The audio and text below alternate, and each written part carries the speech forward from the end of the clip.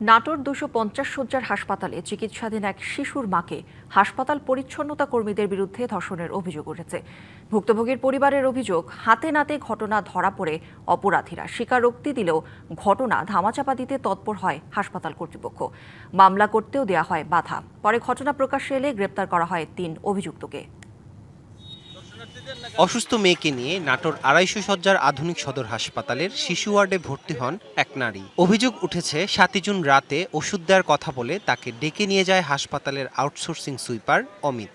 এ সময় তাকে জোরপূর্বক হাসপাতালের ৬ তলার সিঁড়িঘরে নিয়ে ধর্ষণ করে অমিত।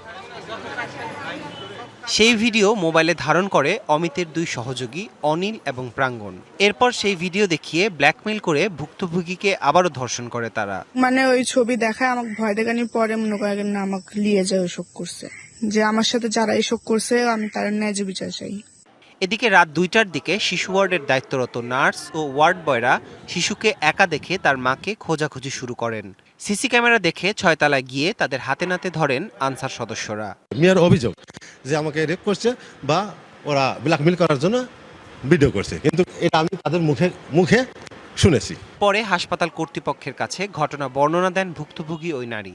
দায় স্বীকার করেন ৩ সুইপারও। পরে পুলিশের সাথে যোগাযোগ করে ভুক্তভোগী নারীকে পরিবারের কাছে হস্তান্তর করে ছেড়ে দেওয়া হয় সুইপারদের। মেয়ে এবং ৩ জন ছেলে তাদেরকে সম্মুখীনভাবে ডাকার পরে তখন সত্যি কথা বললাম, বলার পরে বলছে যে আর ২ জন তোর সঙ্গে ছিল, তারা ভিডিও করছে কিনা সেটা বল।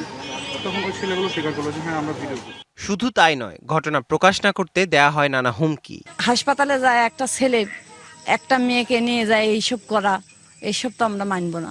আমার বউ হচ্ছে আমাকে জোর করে টাইনে নিয়ে ওরা এনাতে এই করেছে। এতে আমরা কঠিন একটা বিচার চাই। নগদ নিয়ে এলো হার না মানা হার অফার। সর্বনিম্ন ১০,০০০ টাকা রেমিটেন্স নগদে পাঠালে থাকছে স্বর্ণের হার জেতার সুযোগ। বিষয়টি হাসপাতাল কর্তৃপক্ষকে জানানো হলেও দেয়া হয় দায়সারা উত্তর। যেহেতু এখানকার স্টাফ যে কোনোভাবে আমাদের এই মুহূর্তে আমরা দেখছি আইনের আওতায় কীভাবে নিয়ে আসতে বা আইন অনুযায়ী যেটা হয় সে ব্যবস্থা নেওয়ার চেষ্টা করছি। পরে ঘটনা জানাজানি হলে মঙ্গলবার ৩ জনকে অভিযুক্ত করে মামলা করা হয়। দুপুরে অভিযান চালিয়ে আসামিদের গ্রেপ্তার করে পুলিশ। এই ব্যাপারে আমরা আজকে অভিযোগ পেয়েছি। অভিযোগ প্রাপ্তির 2 ঘন্টার মধ্যে আমরা 3 জন আসামিকে ইতিমধ্যে গ্রেপ্তার করেছি এবং এদেরকে সর্বোচ্চ যাতে সাজা প্রদান করা হয় এবং পুলিশের তদন্তে কোনো প্রকার ত্রুটি বিচ্যুতি না হয়, এইভাবে আমাদের কাজ চলছে।